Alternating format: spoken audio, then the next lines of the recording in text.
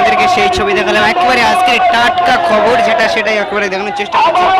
ভাঙড়ে একেবারে দেখতে পাচ্ছেন লোকসভার আগে কিন্তু একটা বিজয় মিছিল করতে চলে, সেটা কিন্তু আপনাদেরকে দেখানোর চেষ্টা করলাম।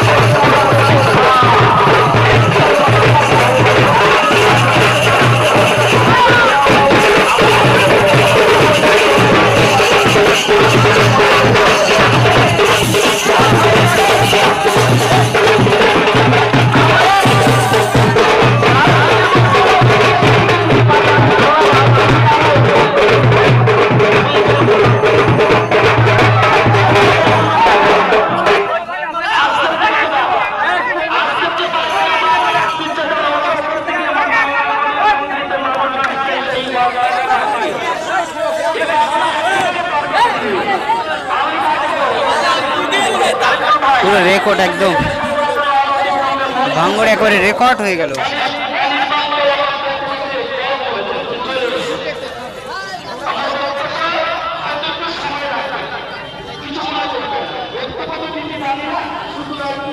এটাও আপনারা অনেকেই শুনেছেন, আজকে কিন্তু ডায়মন্ড হারবারের প্রার্থী কিন্তু আক্রান্ত হয়েছেন, সেটাও একেবারে শুনেছেন। প্রত্যেকটা খবর আপনাদেরকে দেখানোর চেষ্টা করবো, আমাদের প্রতিনিধিও সেখানে গিয়েছে একেবারেই, সেই ছবি দেখানো। আরো মিছিল আসছে, তো সবে শুরু।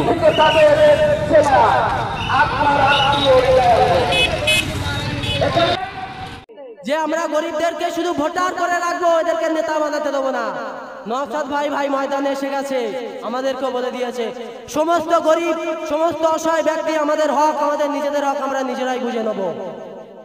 আমাদের এমপি দেখেছি না, গত 5 বছরের এমপিকে কত মানুষের, কৃষকের কথা বলেছে পার্লামেন্টে, কত হকের কথা বলেছে, কত অসহায়ের কথা বলেছে, তা তো আমরা দেখেছি। কি দেখেছি? যখন পার্লামেন্টে গিয়ে একটা গরিবের অসহায়ের কথা বলবে, তা না করে সে টিকটক করে ব্যস্ত ছিল, সোশ্যাল মিডিয়ায় আপলোড করে আমাদেরকে দেখাচ্ছে, দেখো তোমরা আমাকে ভোট দিয়েছো, আমি পার্লামেন্টে এসে টিকটক করতে ব্যস্ত হয়ে গেছে। আসলে এগুলো কেন হয়েছিল জানেন? 2019-এ আদেও তো মিমি চক্রবর্তীকে তাই ভাঙড় থেকে ভোট দিতে হয়নি ওই হারমাতদের জন্য। ও কি জানবে যে একটা এমপির কি কাজ? কারণ তো ওদেরকে ভোট দিতে হয়নি, কারণ ওদের হারমাত দিয়ে ছাপ্পা করে ভোট নিয়েছিল। সেই জন্য একটা এমপি মহাশয়ের কি কাজ ওরা বুঝে উঠতে পারিনি। আমরা তাই বলবো বন্ধুগণ, এই ভাঙড়বাসী যে পথ দেখায়, পুরো যাদবপুরবাসী সেই পথ দেখবে।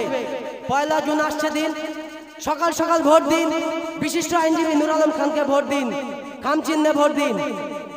বক্তব্য দীর্ঘায়িত করবো না, বলার অনেক কিছু ছিল, কিন্তু অল নেতৃত্ব এখানে উপস্থিত, বিশেষ করে আমার রাজ্য সম্পাদক এবং আমাদের প্রাণপ্রিয় প্রার্থী মঞ্চে উপস্থিত আছে।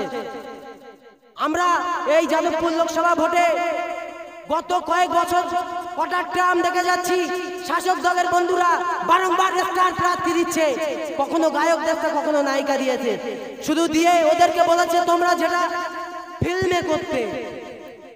গত নির্বাচনে যে প্রার্থী আমাদের ছিল মিমি চক্রবর্তী, এই যাদবপুরবাসীর জন্য কটা পার্লামেন্টে কথা বলেছে, এই বেকার যুবকের জন্য পার্লামেন্টে কটা কথা বলেছে, কিন্তু কিছুই বলেনি।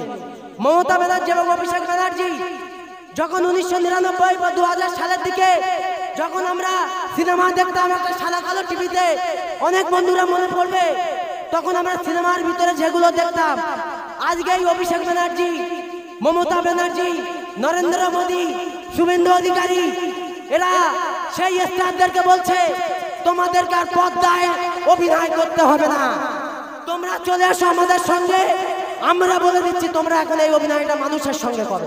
হচ্ছে না ভাই? কি হচ্ছে ভাঙড়ে? আরে ভাই, আমরা দেওয়াল লিখতে যাচ্ছি, আমাদের প্রার্থী আমাদের প্রার্থী নুর আলম খানের সমর্থনে আমরা দেওয়াল লিখতে যাচ্ছি। শাসক দলের বন্ধুরা আমাদেরকে মারছে, আমরা থানাতে জানাচ্ছি। থানা কি করছে? উল্টো এসে আমাদের ছেলেদেরকে ধরে নিয়ে যাচ্ছে। তাহলে সিনেমার মতো হচ্ছে না ভাই? সিনেমার মধ্যেই তো হচ্ছে, কারণ এরা আমাদেরকে মনে করছে ফিল্মের যুগে ফেলে দিয়েছে। সেই জন্য এত স্টার নামিয়ে আমাদেরকে জীবনটাকে শেষ করছে। সেই জন্য বলবো বন্ধু, আগামী দিন 1 জুন আসছে দিন, খাম চিহ্নে ভোট দিন। এ ভাই মাথা ঘুরে গেছে,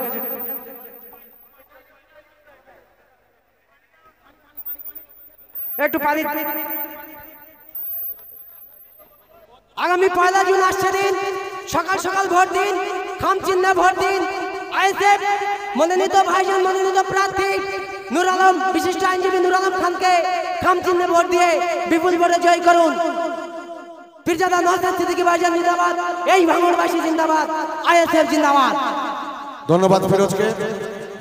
এখন এই শানপুকুর অঞ্চলে যেখানে আজকে এই সভা অনুষ্ঠিত হচ্ছে, এখানকার অন্যতম সংগঠক আসাদুলকে উত্তরীয় পরিয়ে বরণ করে নেবে ওহিদুল, আমাদের সকলের প্রিয় নেতা ওহিদুল উত্তরীয় পরিয়ে বরণ করে নেবে আসাদুলকে।